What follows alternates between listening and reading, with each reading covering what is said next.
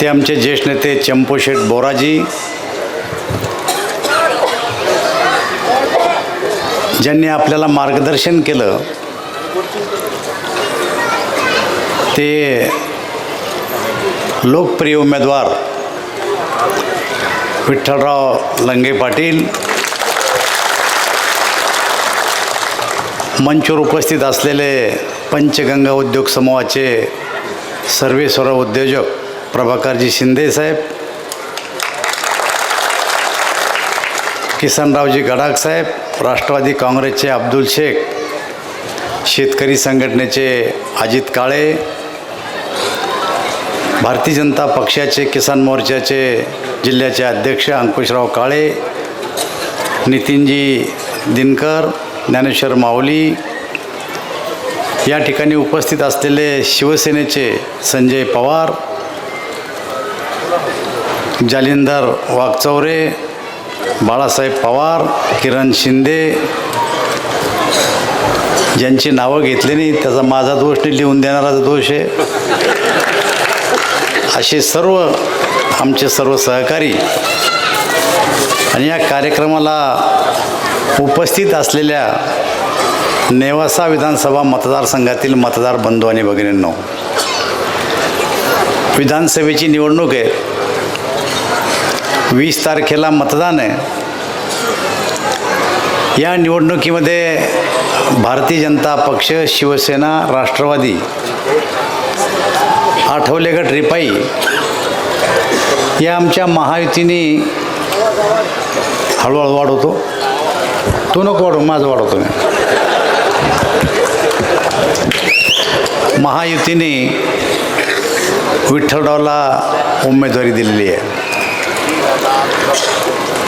विठ्ठलरावच्या धनुष्यबाण या निशाणीवरचं बटन दाबा, त्यांना विधानसभेत पाठवा आणि पुन्हा या राज्यामध्ये महायुतीचं सरकार आणा हे सांगण्यासाठी मी या ठिकाणी आलेलो आहे. आता या ठिकाणी काय सगळेच जण एका विचाराचे बसले नाहीत, वेगवेगळ्या विचाराचे आहेत. मी जवळपास 20-21 सभा महाराष्ट्रात घेतल्या. आम्ही सभा घेतो, आमच्याही सभेला तेवढेच, ते सभा घेते त्यांच्याही सभेला तेवढेच. तुमच्या डोक्यात काय काही कळत नाही. मग मला असं वाटतं की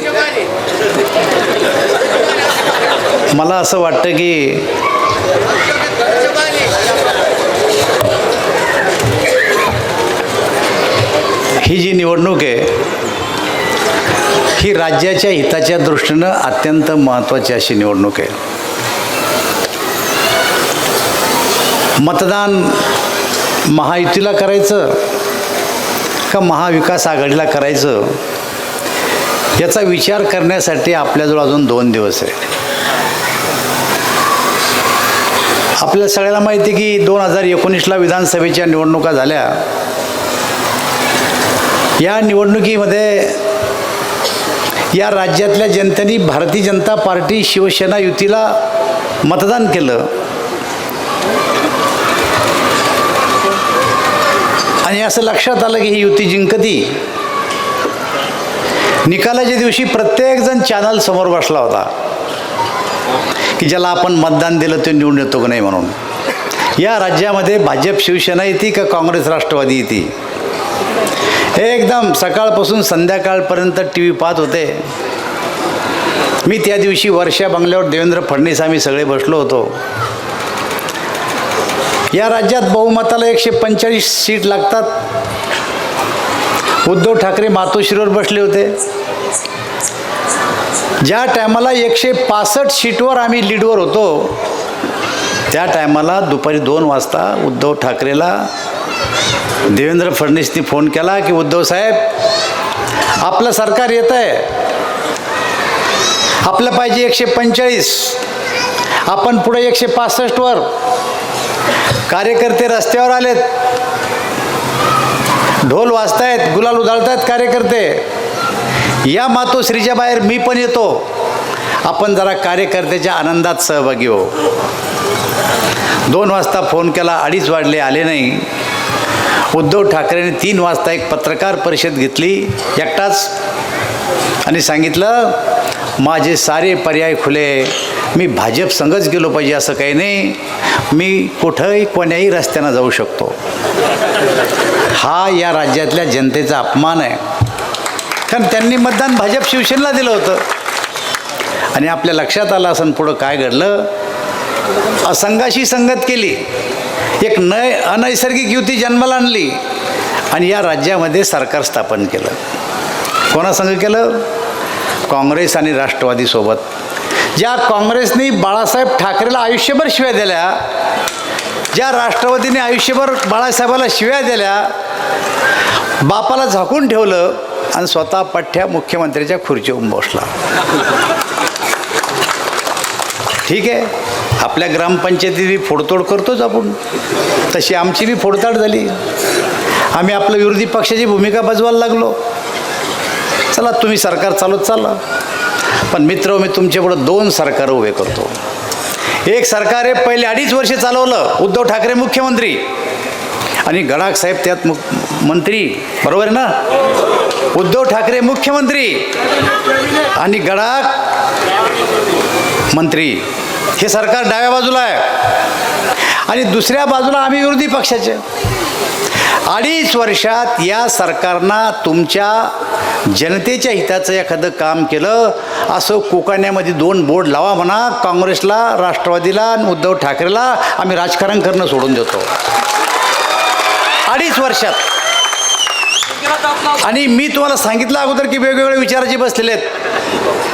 अजून 2 दिवस विचार करला आहे की शोधा की उद्धव ठाकरेंना हे 2 कामं आपल्यासाठी चांगले केले आणि त्याच्यामुळं आपली शेती चांगली चालली, आपलं घर चांगलं चाललं, पाहुण्यारावळे जरा आपल्याला मान मर्तबा द्यायला लागले, असं काहीतरी विचार करा तुम्ही. एकही काम नाही. 2 वर्षे कोविड होता, याचा अर्थ असा आहे का घरात बसायचं? कोविडच्या काळात अतिवृष्टी झाली. भारतीय जनता पार्टीचे आमदार खासदार आम्ही शेतकऱ्याच्या बांधावर जाऊन नुकसानीची पाहणी करतो आणि उद्धव ठाकरे घरात बसले होते. विरोधी पक्षात असताना उद्धव ठाकरेंनी सांगितलं होतं देवेंद्र फडणवीसला की अतिवृष्टी झाली, कशाला पंचनामे करता, प्रत्येक एकरला 50,000 रुपये देऊन टाका शेतकऱ्याला. विरोधी पक्षात असताना 50,000 रुपये द्या म्हणले, सत्तेत आल्यावर घराच्या बाहेर निघले नाही पहा. आणि जेव्हा आम्ही टीका करायला लागलो तेव्हा घराच्या बाहेर पडले आणि सोलापूरला दौऱ्यावर गेले. तिथले शेतकरी गोळा झाले की साहेब 2 वर्ष झाले आमची शेती अडचण झाली, केंद्र सरकारनं 10,000 कोटी रुपयाचं पॅकेज दिलं, तुम्ही राज्यामार्फत काहीतरी द्या. ते म्हणले माझं कुटुंब माझी जबाबदारी. मुख्यमंत्री एका कुटुंबाचा जबाबदार असतो का? मुख्यमंत्री या राज्यातल्या 12.5 कोटी लोकांचा कुटुंब प्रमुख आहे. त्याने आमची चिंता करायला पाहिजे, त्याने आपल्या पोराची बायकोची चिंता केली. ही गोष्ट लक्षात घेत नाही. तिथून ते धाराशिवला गेलेत. धाराशिवला असे हॉटेलवाले एकत्र झाले. त्यांनी सांगितलं मुख्यमंत्री महोदय साऱ्या वर्गाला केंद्र सरकारनं पॅकेज दिलं, तुम्ही तरी आम्हाला काही पॅकेज द्या. त्यांनी सांगितलं माझं कुटुंब माझी जबाबदारी. असा राज्याचा माझं कुटुंब माझी जबाबदारी पाहणारा माणसाला 2.5 वर्ष तुम्ही जल्लं, 2.5 वर्ष, आणि अजून तुम्हाला कोणालाही सांगता येईना की या माणसाने एक चांगलं काम केलं. पण आणि यांचं वर्णन केलं शरद पवारांनी, आत्मचरित्र लिहिलं शरद पवारने आत्ता सरकार गेल्याच्या बाद. आणि आत्मचरित्रात शरद पवारनं लिहिलं की माझ्या राजकीय आयुष्यामध्ये मंत्रालयामध्ये एकच दिवस येणारा मुख्यमंत्री जर कोण असन तर तो उद्धव ठाकरे. एकच दिवस आले मंत्रालयामध्ये. सारं घरातूनच खेळ चालवला. बा काय काय करतो ते काय नाही तुम्हाला माहीत, आम्हाला तर काही माहीत नाही काय करतो. हे झाले उद्धव ठाकरेचे 2.5 वर्ष. इथं काही लोक असं बसेल असतील पण आता विचारणार नाही मला की जाऊ दे 2.5 वर्ष गेले तुम्ही काय केलं हे सांगा. असं विचारणारे बी लोक समाजात निर्माण झाले पाहिजे. याचं बी ऐकायला जायचं, त्याचं बी ऐकायला जायचं, टाळ्या वाजवायच्या दोन्हीकडून बी, आणि टेमावर ज्याची टाळी चांगली वाजन त्याच्यावर शिका. असं करू नका. त्यांची 2.5 वर्ष तुमच्यापुढे ठेवले, आमची 2.5 वर्ष पहा काय केलं तर त्यांच्यात फूट पडली आणि आम्हाला येऊन भेटले. आम्ही सरकार स्थापन केलं. भारतीय जनता पार्टी शिवसेना, खऱ्या शिवसेनेचं युतीचं सरकार स्थापन झालं. मित्र, हे सरकार स्थापन झाल्याच्या बाद तर एकदा विचार करा तुम्ही की या सरकारनं मी काय केलं. तर हे सरकार शेतकऱ्याचं सरकार आहे, हे खेड्यातल्या माणसाचं सरकार आहे, हे धोतीवाल्याचं सरकार आहे, हे टोपीवाल्याचं सरकार आहे. सामान्य माणसाला डोळ्यापुढं ठेवून मागचे 2.5 वर्ष आमच्या सरकारनं कारभार केला.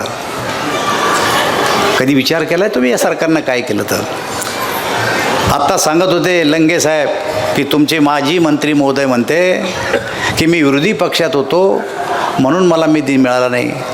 मित्र, मी वयाचे 19व्या वर्षी गावचा सरपंच झालो, राजकारणात आलो, 32 वर्ष विरोधी पक्षात राहिलो, 5 वेळेस खासदार, 2 वेळेस आमदार झालो, 7 टर्म म्हणजे 35 वर्ष राहिलो. त्यातले 32 वर्ष मी विरोधी पक्षात राहिलो. आणि विरोधी पक्षात राहिल्यात मला कोणा माझ्या बापाला निधी द्यायला मला सांगा ना तुम्ही. हे तर मंत्री राहिले होते. विरोधी पक्षाच्या माणसाला निधी मिळत असतो का? जो बजेटमध्ये तो मिळतो, तो हक्काचा निधी मिळतो. मी शेतकऱ्याच्या प्रश्नाचा लढा दिला. आम्ही भारतीय जनता पार्टीमध्ये असताना शेतकऱ्याचे आंदोलन उभे केले. काय आंदोलन उभं केलं आम्ही एकदा आंदोलन उभं केलं, शेतकऱ्याचं वीज बिल माफ झालंच पाहिजे. 3 दिवस रस्ता अडवला आणि आम्ही रस्त्यातून उठत नाही असं पाहिल्याच्या नंतर पोलीसवाले आले. रस्त्यात पडलेलं जनावर जसं तंगड्या धरून वर फेकलं जातं असे आमचे पायन कपडे हात धरून गाडीत फेकलं. रातचं आणलं कुठं? नाशिक, तुमच्या नगर जिल्ह्यातल्या जेलमध्ये आणलं, नाशिक जिल्ह्यातल्या. आता मला सांगा की आम्ही विरोधी पक्षात असताना तुमचा लढा शेतकऱ्याचा. आमचं म्हणणं होतं वीज बिल माफ करा. वीज बिल माफ सरकारनं केलं नाही कारण आम्ही विरोधी पक्षात होतो. पण 2.5 वर्षापूर्वी आमचं सरकार राज्यात आलं. आम्ही तीच मागणी लावून धरली सरकारकडं आणि आम्ही सांगितलं की विरोधी पक्षात असताना आमची मागणी होती शेतकऱ्याचं वीज बिल माफ झालं पाहिजे. आता आपलं सरकार आहे, वीज बिल माफ करा. भारतीय जनता पार्टी, शिवसेना, NCPच्या सरकारनं निर्णय घेतला की शेतकऱ्याचं वीज बिल माफ नाही करायचं. शेतकऱ्याचं बिल हे राज्याच्या बजेटमधून काढायचं आणि मागचं सारं बिल भरून टाकायचं आणि पुढचे 5 वर्ष तुम्हाला बिल मागायचं नाही. हा निर्णय आमच्या सरकारनं घेतला. हा निर्णय कोणा घेतला? ज्या पक्षाकडून लंगे साहेब उभे आहेत त्या पक्षानं हा निर्णय घेतला. त्यांच्या पाठीमागे 3 नेते आहेत, एकनाथराव शिंदे, देवेंद्र फडणवीस, अजितदादा पवार. त्यांच्याकडून ते उभे आहेत आणि कोण गडाप साहेब, उद्धव ठाकरे उभे आहेत. दोन्हीचा विचार करा कोणता चांगला आहे म्हणून. बिल तर माफ केलंच, पण केवळ बिलावर खेळ चालणार नाही मित्र. ही जी बीवीज आहे ना, आपण ज्यात बोलतो, जे पंखे वाजतात आपल्या देशात, तो फक्त 30 वर्षे कोळसा पुरणार आहे.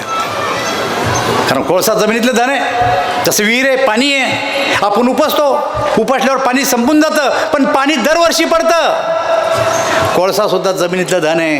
कोळसा काढला की कोळसा पडत नाही दरवर्षी पाण्यासारखा.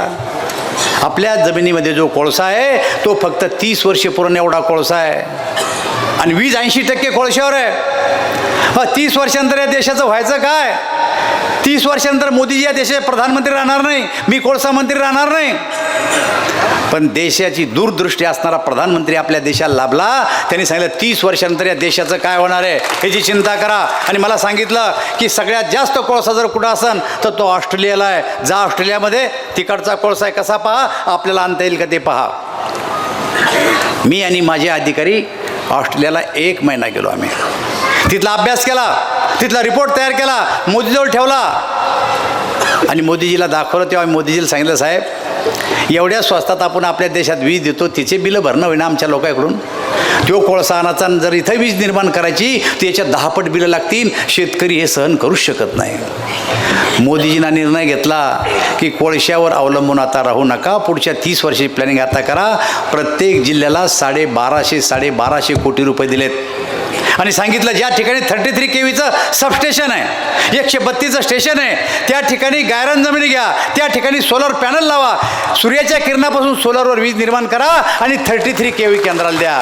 नगर जिल्ह्यामध्ये सुद्धा मला वाटतं की 18 ते 20 ठिकाणी गायरान जमिनी घेतल्या, त्या ठिकाणी सोलर लावणं चालले आणि त्यातून वीज निर्माण करण्याचे प्रयत्न सुरू आहेत सरकारचे. आणि ज्या ठिकाणी गायरान भेटणार नाही त्या ठिकाणी 50,000 रुपये सालाना पडीक जमीन जर असेल तर घ्यायची, भाडं 50,000 रुपये सालाना द्यायचं आणि दरवर्षी 5% वाढ त्या शेतकऱ्याला द्यायची. हा निर्णय या देशाच्या प्रधानमंत्र्यांनी घेतला. दूरदृष्टीचं सरकार आहे आपलं. आणि एवढंच नाही तर आमच्या सरकारनं दुसरा निर्णय घेतला राज्यातल्या.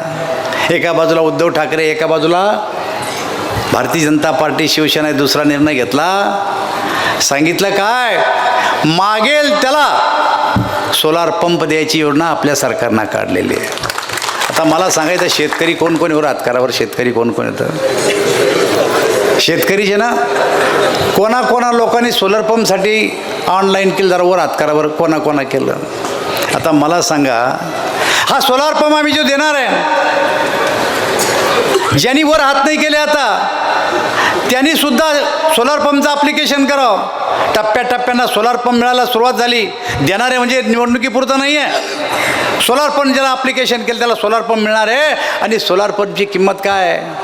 10 लाख रुपयाचा सोलार पंप असाल तर 90% सबसिडी, 9 लाख रुपये सरकार आपल्या बजेटमधून टाकणार आहे आणि 1 लाख रुपये फक्त तुम्हाला द्यावं लागणार आहे. 5 लाखाचा सोलार पंप असेल तर 4.5 लाख रुपये सरकार भरणार आहे, 50,000 रुपये तुम्हाला भरणार आहे. मित्र, मी आताही शेती करतो. असं नाही की मी खासदार होतो, मंत्री होतो, शेती करत नाही. मी शेती करतो. मी टेक्समो मोटर एकदा संभाजीनगर नेली होती, जालना जिल्हा नव्हता तेव्हा. मोटरची किंमत होती 4,000 रुपये. 3,000 रुपये होते माझ्याजवळ. कापूस शिकल्याशिवाय मोटर नाही आणता आली मला. घरातली मोटर आणायची असेल तर कापूस इका, ज्वारी इका, बाजरी इका, मक्का इका का गहू इका विकून मोटर आणावं लागत होती. नाही तर एखाद्या सोयऱ्याकून पैसे ऊस निघून मोटर आणावं लागत होती. आज तुमचा सोयरा जर कोण असेल तर एकनाथ शिंदे, देवेंद्र फडणवीस आणि अजितदादा तुमचा सोयरा आहे. मोटर आणायची असेल तर फक्त 1 लाख रुपये भरावं लागते आणि बाकीचे पैसे सरकार आपल्या बजेटमधून टाकतं. हे सरकार चांगलं आहे का वाईट आहे मला सांगा तुम्ही. कोणाला चांगलं वाटतं जरा वर हात करून दाखवा मला तुम्ही. हे बघा, चांगल्या सरकारनं निर्णय किती घेतलेत. एक तर तुम्हाला 90% सबसिडी मोटर दिली. दुसरी गोष्ट, वीज बिल तुमचं माफ केलं. हा डाव्या बाजूचा पठ्ठा निसताच पौराला काय करू राहिले म्हणे. खरं आहे का खोटं आहे मला सांगा तुम्ही. 2 सरकार तुमच्या पुढे उभे आहे. आणि तिसरा निर्णय घेतला आपल्या सरकारनं. 2014ला मी जेव्हा चौथ्यांदा लोकसभेमध्ये निवडून गेलो त्या टायमाला देशातल्या साऱ्या खासदारांना, प्रत्येक राज्याच्या वेगवेगळं मोदीजीनं बसवलं आणि आम्हाला विचारलं, तुम्ही खेड्यातले खासदार आहेत, शेती करता, शेतकऱ्यासाठी काय केलं पाहिजे, आम्हाला मोदीजीनं विचारलं. आम्ही असे खासदार बसेल, मोदीजी मी उभा आहे असे उभे. सगळ्यात पहिला मी उभा राहिलो, सांगितलं त्यांना की साहेब शेती ही अडचणीचा विषय आहे, पण ती बापदादीची जायचं ते आम्हाला सांभाळावं लागते. पण केव्हा काय संकट येईल हे भविष्यकारसुद्धा सांगू शकत नाही. कधी आम्ही पेरतो, पेरणीच्या टायमाला पाणी असतो, नंतर पाणीच पडत नाही, दुष्काळ पडतो. कधी पेरतो चांगलं येतं, अतिवृष्टी होऊन जाती, साप होऊन जातं. आणि कधी कधी कापाला आल्याच्या बाद बी गारपीट होती, आमच्या हातातलं पीक वाया जातं. नैसर्गिक आपत्ती आमच्यावर कधी येईल हे काही आम्हाला सांगता येत नाही. हे पाहून आमचा शेतकरी विमा काढतो. मी तुम्हाला एक प्रश्न अजून एकदा विचारतो की 2014च्या अगोदर इथं बसले ज्यांनी वर हात केला होता, मोदी प्रधानमंत्री नव्हते त्याच्या अगोदर कोणा विमा काढला होता? वर हात करा बरं. मोदी प्रधानमंत्री नव्हता, विमा काढला होता 2 जणांना. यावर्षी कोणा विमा काढला पिका? जरा वर हात करा बरं. आता मला सांगा, हे काय मी सांगण्याची गरज आहे तुम्हाला? त्याचं कारण काय की मोदीला आम्ही असं सांगितलं की साहेब आम्ही 2,000 रुपये विमा भरतो, कोणी मोठा शेतकरी 3,000चा विमा भरतो, छोटा 1,000चा विमा भरतो. आणि जर का आम्हाला काही तांत्रिक अडचणीमुळे विमा भेटला नाही तर आमचा माल बी जातो आणि विम्याचे पैसे बी जाते. असा कायदा करा की आम्ही भरेल विम्याचे पैसे तरी परत द्या. विमा नाही भेटला चालतो, आम्हाला पण पैसे तर भरेल वापिस करा आम्हाला. या देशाच्या प्रधानमंत्र्यांनी असा कायदा बनवला आणि राज्याला पाठवला. त्यांना सांगितलं जो शेतकरी 2,000 रुपयाचा विमा भरतो त्याच्याकडून फक्त 1 रुपया घ्या आणि 1999 रुपये तुमच्या राज्याच्या बजेटमधून विमा कंपनीला द्या. 1999 राज्याचे, 1 रुपया फक्त आमच्या शेतकऱ्याचा. जो 3000 रुपयाचा विमा भरतो त्याच्याकडून आमच्याकडून फक्त 1 रुपया घ्या आणि 2999 रुपये राज्याच्या बजेटमधून टाका. 3000 करा आणि विमा कंपनीला पैसे भरा. हा निर्णय आपल्या देशाच्या प्रधानमंत्र्यांनी केला. मला सांगा, 3 निर्णय आपल्या देशाच्या प्रधानमंत्र्यांनी शेतकऱ्यासाठी केले. हा दिवट्या जसा तसाच उभा आहे. यांना एकही निर्णय आपल्या सरकारसाठी केला नाही. पहा, मला असं वाटतं तुम्ही शेतकरी, मी शेतकरी आहे. प्रधानमंत्र्यांच्या तुम्ही शेतीमध्ये काय करता? मला साहेब, मला सगळं येतं. मला बिल्ड फोडता येतं, मला चार देता येतो, मला मुंगसं करता येतं, मला जोतं करता येतं, मी कडी ठोकल्या, मी वखर आणला उभाट्या, हे सगळं करता येतं म्हणलं मला. ही खरी गोष्ट आहे. तुम्ही शेतकरी आहे, मी बी शेतकरी आहे. आणि मी 30-35 वर्षापासून आमदार खासदार आहे. 35 वर्षापासून मी आल्या आल्या तुमच्या चेहऱ्याकडे पाहत होतो. सगळ्याच्या कसे दिसू राहिलेत. टोप्यावाले जास्त दिसू राहिले, म्हणजे याचा अर्थ शेतकरी जास्त आहे. मित्र, मला भविष्यकाळासारखी माणसाची बी पारख आहे आणि तुम्हाला बी काही लोकांची पारख आहे. तुम्ही शेतकरी माणसं आहे. बैल घ्यायला गेले बाजारात तर काय पाहता बैलाचं तुम्ही? दात पाहता ना. हे बा, यानं गेल दिसतो बैल. बैलाला दात किती भाऊ? 8 दात हे बैलाला. 2 दाती असला तर गोरा, 4 दाती झाला तर टांग्याला धरणं चालतो, 6 दाती झाला तर थोडं वजं टाकलं चालतं, 8 दाती झाला तो पक्का बैल झाला, मग नागराला बी चालतो. पण का दात हलायला लागले तर त्याला काय म्हणते तुमच्याकडं? माशी लागली. सगळे दात पडले तर शेवरं झालं. ही गोष्ट खरी का खोटी? बैलाची परीक्षा दातावून म्हैस घ्यायला गेलं तर काय करता? गोडेगावच्या बाजारला तिची कास पाहता की किती लिटर दूध देईल, हे खरं आहे की नाही? बैलाची परीक्षा दातावून, म्हशीची परीक्षा कासावून आणि बोकड्या घ्यायला गेले तर उचलून पाहता ही किती किलोचं भरण म्हणून. तुम्हाला ही परीक्षा आहे, ही परीक्षा तुम्हाला आहे. तशी मला बी परीक्षा आहे, कारण मला 45 वर्ष राजकारणात झाले. तुमचे चेहरे सांगते की या वेळेस विठ्ठलराव लंगेला निवडून दिल्याशिवाय तुम्ही राहत नाही. लक्षात. आता विठ्ठलरावला मी म्हणलं कशाला बोलावता विठ्ठलराव मला? नाही म्हणे आमच्या लोकांचे चेहरे पहा आणि मला सांगा तरी माझ्या जीवात जीव येईन जर सांग. तर काय जीवात जीव यायचं राहिलं मला सांगा बरं. हां, अरे राजा हो, शेतीमध्ये सरकारची गुंतवणूक असल्याशिवाय कितीही काबाड कष्ट करा, शेती परवडत नाही. तुम्हाला सांगतो, शेतीमध्ये सरकारची गुंतवणूक असली पाहिजे. आणि म्हणून शेतीतलं जे कर्ज तुम्हाला बिल भरायचं आहे, हे बिल तुमचं नाही आहे, तुमच्या आजूबाजूपासून थकलेलं बिल आहे.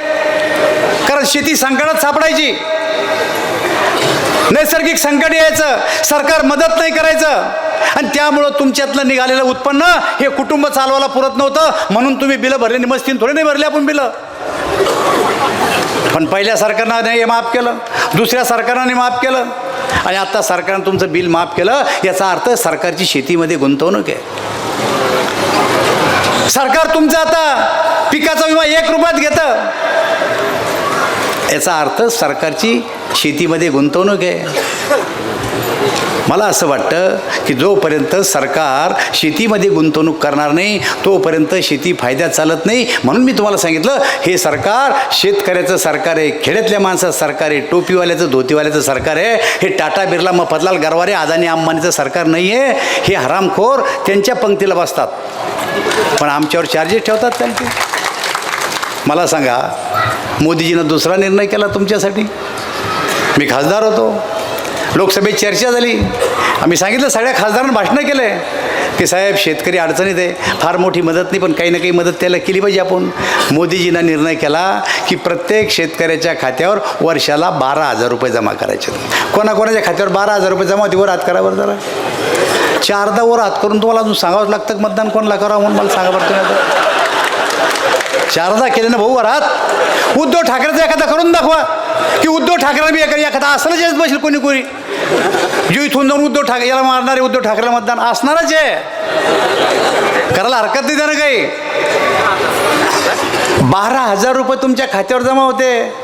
अरे पण तुमचं तर सोडा, ह्या बसल्या 18,000च्या मालकीने या वर्षाला 18,000, तुमचं सोडा 12,000वाला यायचं. हां, आणि ते बी तुमच्या खात्यावर येते. तुमच्या याच्या सहीची गरज नाही. सांगा जाऊ नका यायला की आले म्हणून. कोणाला आले खात्यावर हात वर करा बरं तुम्ही बी. हे बापा लंगे साहेब 18,000. आता तुम्ही हिशोब लावा, 18,000 यांचे आणि 12,000 तुमचे. किती झाले भाऊ? 30,000 झाले. महिन्याला किती पडले? 2,500 जवळपास पडले की नाही? 2,500 रुपये महिना. मला 2,500 महिना पडला. मला इमानदारीने सांगा, बिडी काढीन मीठ मिरच्या झाल्या की नाही आपल्या? मला सांगा बरं तुम्ही. ते तर करावं लागतं ना, 30,000 करावं लागतं ना. पण मी या पक्षाचा, भारतीय जनता पार्टीचा, राज्याचा इलेक्शनचा प्रमुख आहे. आम्ही परवा जाहीरनामा प्रसिद्ध केला आणि त्या जाहीरनाम्यामध्ये आश्वासन दिलं, ह्या लाडक्या बहिणीच्या खात्यावर आम्ही 7,500 रुपये जमा केलेत. 7,500 जमा केलेत. आणि आम्ही दिवाळीला हप्ता टाकणार होतो. उद्धव ठाकरे, शरद पवार, काँग्रेस निवडणूक आयोगाकडे गेलं आणि सांगितलं की शेवटचा हप्ता दिवाळीचा टाकू नका. जर टाकला तर ह्या लाडक्या बहिणी साऱ्या भाजपला, राष्ट्रवादीला मतदान करतील, शिवसेनेला मतदान करतील. तिसरा हप्ता आम्हाला टाकता नाही आला. पण हरामखोराव, तुम्ही तिसरा नाही टाकू दिला. आम्ही जाहीरनामा प्रसिद्ध केला की 1,500 तुम्ही टाकू दिले ना. आत्ता जरा विठ्ठलराव लंगे निवडून आले, याच्या खात्यावर 2100 रुपये टाकणार आहे आम्ही. घरी जाऊन नीट समजून सांगा. माणसाचं फिरून फिरून डोकं खराब होईल तर 2100 रुपये तुमच्या खात्यावर जमा होणारे पाहता. आणि तुम्हाला बी नाराज करणार नाही. तुमच्या खात्यावर आता 12,000 जमा होतात. आमच्या जाहीरनाम्यामध्ये की 15,000 रुपये तुमच्या बी खात्यावर जमा होणार. आता नव्यानं हिशोब लावा. 2,000 यायचे म्हणजे 2100 यायचे आणि 15,000 तुमचे. 40-41,000 रुपये तुमच्या खात्यावर जमा होऊ राहिले. म्हणजे 3,500 रुपये महिना पडाला. दुष्काळ पडला तरी पैसे भेटणार, गारपीट झाली तरी पैसे भेटणार, जास्त पाणी पाडलं तरी पैसे भेटणार, तंगडं तुटलं तरी पैसे भेटणार. खरं आहे का खोटं आहे मला सांगा तुम्ही? हे आमचं सरकार आहे, हे आपल्याला तसंच पोराला डाव्या बाजूचं. एक निर्णय केला नाही त्यानं, हरामखोर आहे ना. आणि आता म्हणते आम्हाला मत द्या. कशासाठी मत द्या होता यायला मला सांगा बरं तुम्ही. अरे तुम्ही शेतकरी आहे, मी शेतकरी आहे. मला विचारा तिळाचं बी किती लागतं एका एकरात? यातले अर्धे सांगणार नाही तुम्ही. मक्का किती लागते अर्धे सांगणार नाही. कापूस किती लागतो अर्धे सांगणार नाही. मक्का लागते 5 किलो, तीळ लागते अर्धा किलो. त्यात रेती टाकावं लागते तर वावर बेततं 1 किलो. ही गोष्ट खरी का खोटी सांगा? जुन्या माणसाला माहिती आहे. हां, मी कागदावरचा शेतकरी नाही, मी बांधावरचा शेतकरी आहे. मला तुम्ही सांगा, तुम्ही पासबुक आजकाल खिशात ठेवता, पहिले ठेवत नव्हते. अतिवृष्टी झाली तरी पैसे भेटते, दुष्काळ पडला तरी पैसे भेटते, गारपीट झाली तरी पैसे भेटते, बोट आली पडली तरी पैसे भेटते, शेंड आली पडली तरी पैसे भेटते, ॲक्सिडेंट झाला तरी पैसे भेटते, साप चावला तरी पैसे भेटते, वीज पडली तरी पैसे भेटते. हे खरं आहे का खोटं आहे भाऊ? पाणी जसा पडतो ना टुपू टुपू, अशी सरकारची मदत तुम्हाला चालू आहे. पैसा खात्यात पडला की खिशातलं पासबुक थर्र हलत तरी चालला बँकेच्या रस्त्याला. ही गोष्ट आहे सध्या लोकांची. हां, आणि आता लंगे साहेब म्हणते मला निवडून द्या. अरे लंगे साहेबाला निवडून द्या नाही, जो तुमचं काम करीन त्याला निवडून द्या. ह्या पठ्ठ्या ज्याच्या बाजूनं उभा राहिला त्याच्या पाठीमागं भारतीय जनता पार्टी, शिवसेना आणि राष्ट्रवादी खंबीरपणानं उभं. त्यांनी आता बोलता बोलता काय म्हणले माहिती आहे का? किती मंत्री होते मला सांगा. पैशाना गडाक मोठे का लंगे मोठे हो? जोरात सांगा कोण मोठं आहे? पैशाना गडाक मोठे. या देशातल्या लोकांची पद्धत काय माहिती आहे का?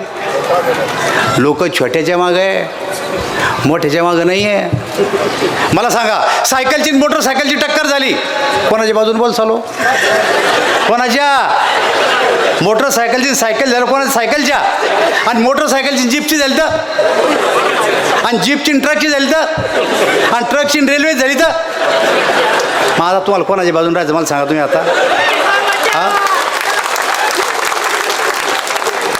ही आपल्या देशाची पद्धत आहे. कारण मोठा झाला तर मस्ती येतो. ही गोष्ट खरी की नाही? अतिक्रमण करतो, पैसे खातो, भानगडी करतो, आपली प्रॉपर्टी वाढवतो. मित्र, सगळ्यात गोष्टी सोडून द्या, पण सरकार आपलं दिसलं पाहिजे. सरकार आपल्याला दिसलं पाहिजे, त्याचं प्रतिबिंब शेतीमध्ये दिसलं पाहिजे. ते सरकार आपल्याला आणायचं आहे. आता पुन्हा पहा, हे सरकार जर आणलं तर तुम्हाला मी खात्री देतो, लंगे साहेबाची मी आत्ता ऐकलं की बाप आमदार होते. मला तर मग बाप बी आमदार नव्हता, मग बाप बी खासदार नव्हता. लोकांनी मला 7 बारे निवडून दिलं. 35 वर्ष राहिलो मी. पण या बारीला द्याला बा फटका. फटका काऊन बसला तुम्हाला माहिती आहे? मी काही विकास कामं केली म्हणून फटकाने बसला.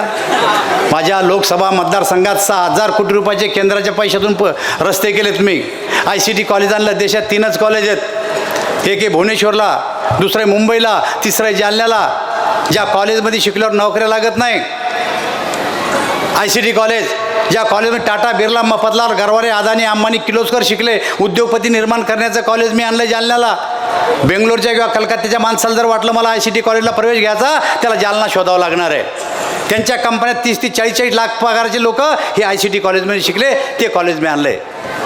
मी ड्रायपोर्ट आणला जालन्याला. 500 एकरमध्ये ड्रायपोर्ट यावर्षी सुरू करतो. ड्रायपोर्ट आम्ही सरळ मुंबईशी, पुण्याशी, समुद्राशी नातं आहे. ब्रिटिशच्या काळातलं माझं रेल्वे स्टेशन उकळून फेकलं पत्राचं. 200 कोटी रुपयाचं रेल्वे स्टेशन जालन्याला बांधणं चाललं आहे. 300चं भोकरदनला याला बांधणं चाललं आहे संभाजीनगरला. 970 कोटी रुपये दुहेरीकरणाला दिले. 850 कोटीचं इलेक्ट्रिफिकेशन केलं. अरे कामं नाही केलं असं नाही, पण आमच्याकडे काय चाललं तुम्हाला माहिती आहे. एखादं वावटळ येतं त्यात चांगलं बी होऊन जातं. त्यातला मग प्रकार झाला यावर्षी. मित्र, इकडं तसं काही नाही आहे. तुम्हाला शांततेनं जाऊन तुम्हाला मतदान करावं लागणार आहे. आता इथं काही भानगडी व्हायलेत. भारतीय जनता पार्टी या ठिकाणी पूर्वी फार नव्हती, पण 14ला बरं चाललं होतं आमचं. पण आता काय झालं माहीत तुम्हाला. लंगे साहेब आमचे मित्र, काय नाव त्यांचं, दुसरे बंडखोर करून बाळासाहेब मुरकुटे, अरे सगळी मंडळी माझ्याकडे यायची आणि काय सांगायची मला की साहेब तुम्ही ज्याला तिकीट मिळन एकाला कोणाला तिकीट द्या, पण मतदारसंघात आमच्या माणसाला तिकीट आहे. हे दोघं सांगत होते. मी त्यांना विचारलं खरी गोट बोला बरं का. म्हणजे हा खरी गोट आहे मला. आता भाऊ विठ्ठलरावला मिळालं तिकीट. माझी विनंती होती, मी स्वतः बोललो त्यांच्याशी की राजा असं करू नको. आता धनुष्यबाण काय आणि कमळ काय, आता राहिलंय काय, कोणीकडे जायला लागलंय. आपलाच माणूस आहे, चिन्ह बदललंय फक्त, पण पठ्ठ्यानं ऐकलं नाही. पण माझं मत असं आहे की त्यांनी नाही ऐकलं, तुम्ही तरी ऐका आता आमचं. जे नाही ऐकलं त्याला सोडून द्या, पण त्यानं नाही ऐकलं त्याच्यावर दोष द्यायचा. आता तुम्ही ऐकलं पाहिजे ना. त्याच्यामुळं तुम्ही ऐकू राहिले, तुमच्या टाळ्यावरूनच मला कळू राहिलं. तुम्ही ऐकत नाही असं नाही आहे. पण या राज्यामध्ये तुम्हाला भारतीय जनता पार्टी, शिवसेना जर नाही आणली तर तुम्हाला सांगतो हे सरकार शेतकऱ्यासाठी आणि कुटुंबासाठी काही करणार नाही. या सरकारनं शेतीमध्ये तुम्हाला मदत केली. या सरकारने संसार चालवण्यामध्ये सुद्धा तुम्हाला मदत केली. संसार आणि शेती ज्या शेतकऱ्याची चांगली चालल त्याच्यासारखं चांगलं राज्य कुठेही तुम्हाला दिसणार आहे पहा. आणि म्हणून माझी तुम्हाला आग्रहाची विनंती आहे की 2 दिवस तुम्हाला बाकी पडले.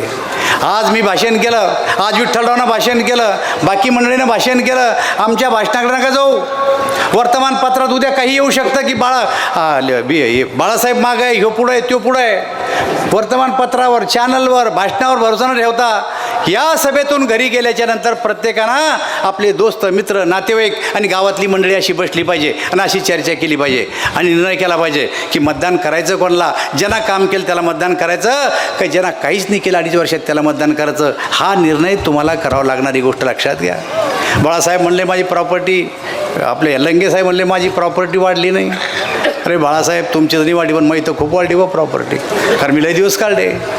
कोणती प्रॉपर्टी वाढती पुढाऱ्याची? ही बशेल प्रॉपर्टी वाढते माणसाची. ही प्रॉपर्टी आपली, आणि ही प्रॉपर्टी तुमच्या मागे जी दिसतीच याचा अर्थ असा आहे की काळ्या दगडावरची पांढरी रेघ आहे, सूर्यप्रकाशापेक्षा स्वच्छ आहे. कोणत्याही भविष्यकाराला विचारायची गरज नाही. 23 तारखेला या ठिकाणी विठ्ठलराव लंगे निवडून येणार आहे याची मी तुम्हाला खात्री देतो. आणि आपण सर्वजण या ठिकाणी आला याबद्दल तुमचे सगळ्यांचे मी आभार व्यक्त करतो आणि माझे 2 शब्द संपवतो. हॅलो.